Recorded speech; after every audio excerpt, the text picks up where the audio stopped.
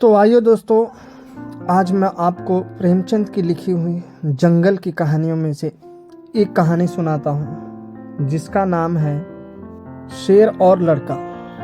बच्चों, शेर तो शायद तुमने ना देखा हो, लेकिन उसका नाम तो सुना ही होगा।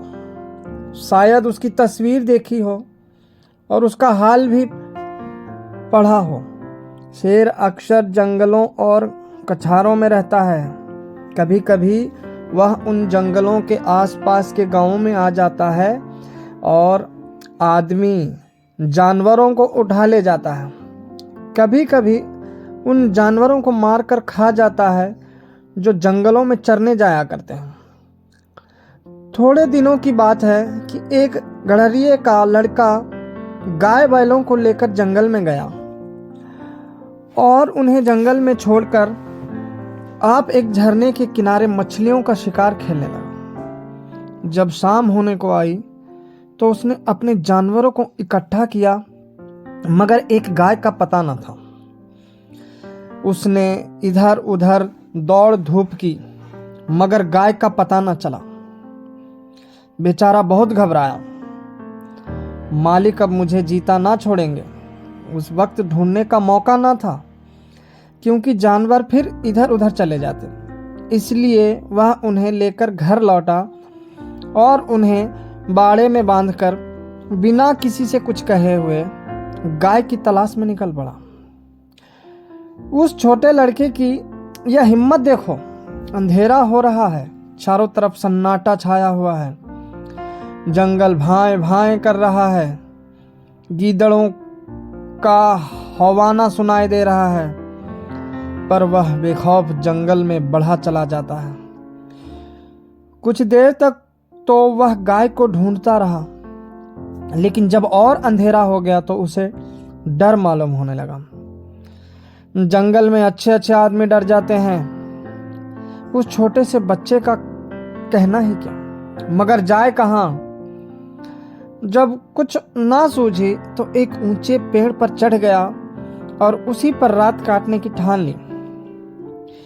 उसने पक्का इरादा कर लिया था कि बगैर गाय को लिए घर ना लौटूंगा। दिन भर का थका मांदा तो था, उसे जल्दी नींद आ गई। नींद चारपाई और बिछावन नहीं ढूंढती। अचानक पेड़ इतनी जोर से हिलने लगा कि उसकी नींद खुल गई। वह गिरते गिरते बच गया। सोचने लगा, पेड़ कौन हिला रहा है। आंखें मल कर नीचे की तरफ देखा तो उसके रोए खड़े हो गए। एक शेर पेड़ के नीचे खड़ा उसकी तरफ ललचाई हुई आंखों से ताक रहा था। उसकी जान सूख गई। वह दोनों हाथों से डाल से चिमट गया। नींद भाग गई। कई घंटे गुजर गए, पर शेर वहां से जरा भी ना हिला। वह बार बार गुर्राता और उछल उछल कर लड़के को पकड़ने की कोशिश करता। कभी कभी तो वह इतने नजदीक आ जाता कि लड़का जोर से चिल्ला उठता। रात ज्यों त्यों करके कटी। सवेरा हुआ। लड़के को कुछ भरोसा हुआ कि शायद शेर उसे छोड़कर चला जाए, मगर शेर ने हिलने का नाम तक न लिया। सारे दिन वह उसी पेड़ के नीचे बैठा रहा। शिकार सामने देखकर वह कहां जाता। पेड़ पर बैठे बैठे लड़के की देह अकड़ गई थी। भूख के मारे बुरा हाल था, मगर शेर था कि वहां से जौ भर भी ना हटता था। उस जगह से थोड़ी दूर एक छोटा सा झरना था। शेर कभी कभी उस तरफ ताकने लगता था। लड़के ने सोचा कि शेर प्यासा है। उसे कुछ आश बंधी कि ज्यों ही वह पानी पीने जाएगा, मैं भी यहां से खिसक चलूंगा। आखिर शेर उधर चला। लड़का पेड़ पर से उतरने की फिक्र कर ही रहा था कि शेर पानी पीकर लौट आया। शायद उसने भी लड़के का मतलब समझ लिया था। वह आते ही इतने जोर से चिल्लाया और ऐसा उछला कि लड़के के हाथ पांव ढीले पड़ गए, जैसे वह नीचे गिरा जा रहा हो। मालूम होता था हाथ पांव पेट में घुसे जा रहे हैं। ज्यों त्यों करके वह दिन भी बीत गया। ज्यों-ज्यों रात होती जाती थी, शेर की भूख भी तेज होती जाती थी।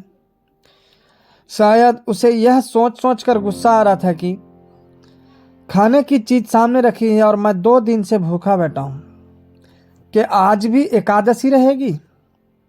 वह रात भी उसे ताकते ही बीत गई। तीसरा दिन भी निकल आया। मारे भूख के उसकी आंखों में तितलियां सी उड़ने लगी। डाल पर बैठना भी उसे मुश्किल मालूम होता था। कभी कभी तो उसके जी में आता था कि शेर मुझे पकड़ ले और खा जाए। उसने हाथ जोड़कर ईश्वर से विनय की, भगवान क्या तुम मुझ गरीब पर दया ना करोगे? शेर को भी थकावट मालूम हो रही थी। बैठे बैठे उसका भी जी उब गया। वह चाहता था कि किसी तरह जल्दी से शिकार मिल जाए। लड़के ने इधर उधर बहुत निगाह दौड़ाई कि कोई नजर आ जाए, मगर कोई नजर ना आया। तब वह चिल्ला चिल्ला कर रोने लगा, मगर वहां उसका रोना कौन सुनता था। आखिर उसे एक तरकीब सूझी। वह पेड़ की फुनगी पर चढ़ गया और अपनी धोती खोलकर उसे हवा में उड़ाने लगा कि शायद किसी शिकारी की नजर पड़ जाए।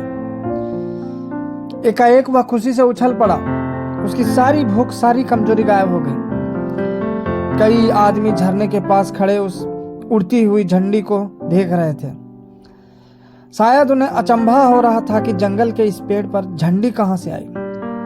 लड़के ने उन आदमियों को गिना, 1 2 3 4। जिस पेड़ पर लड़का बैठा था वहां की जमीन कुछ नीची थी। उसे ख्याल आया कि अगर वो लोग मुझे देख भी ले तो उनको यह कैसे मालूम होगा कि इसके नीचे 3 दिन का भूखा शेर बैठा हुआ है। अगर मैं उन्हें होशियार ना कर दूं तो यह दुष्ट किसी न किसी को जरूर चट कर जाएगा। यह सोचकर वह पूरी ताकत से चिल्लाने लगा। उसकी आवाज सुनते ही वे लोग रुक गए और अपनी अपनी बंदूकें संभाल कर उसकी तरफ ताकने लगे। लड़के ने चिल्लाकर कहा, होशियार रहो, होशियार रहो, इस पेड़ के नीचे एक शेर बैठा हुआ है। शेर का नाम सुनते ही वे लोग संभल गए, चटपट बंदूकों में गोलियां भरी और चौकन्ने होकर आगे बढ़ने लगे। शेर को क्या खबर कि नीचे क्या हो रहा है। वह तो अपने शिकार की ताक में घात लगाए बैठा था। यकायक पैरों की आहट पाते ही वह चौंक उठा और 4 आदमियों को एक टोले की आड़ में देखा।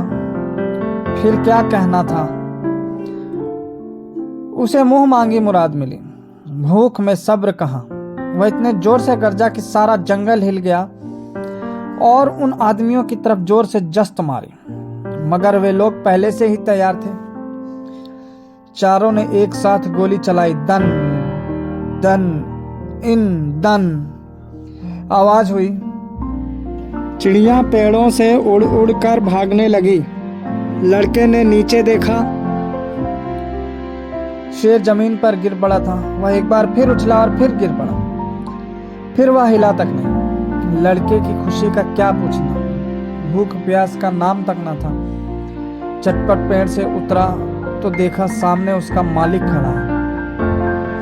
वह रोता हुआ उसके पैरों पर गिर पड़ा। मालिक ने उसे उठाकर छाती से लगा लिया और बोला, क्या तू 3 दिन से इसी पेड़ पर था? लड़के ने कहा, हाँ, उतरता कैसे, शेर तो नीचे बैठा हुआ था। मालिक, हमने तो समझा था कि किसी शेर ने तुझे मार कर खा लिया। हम 4 आदमी 3 दिन से तुझे ढूंढ रहे हैं। तूने हमसे कहा तक नहीं और निकल खड़ा हुआ। लड़का, मैं डरता था, गाय जो खोई थी। मालिक, अरे पागल, गाय तो उसी दिन आप ही चली आई थी। भूख प्यास से शक्ति तक न रहने पर भी लड़का हंस पड़ा। धन्यवाद आप सभी का।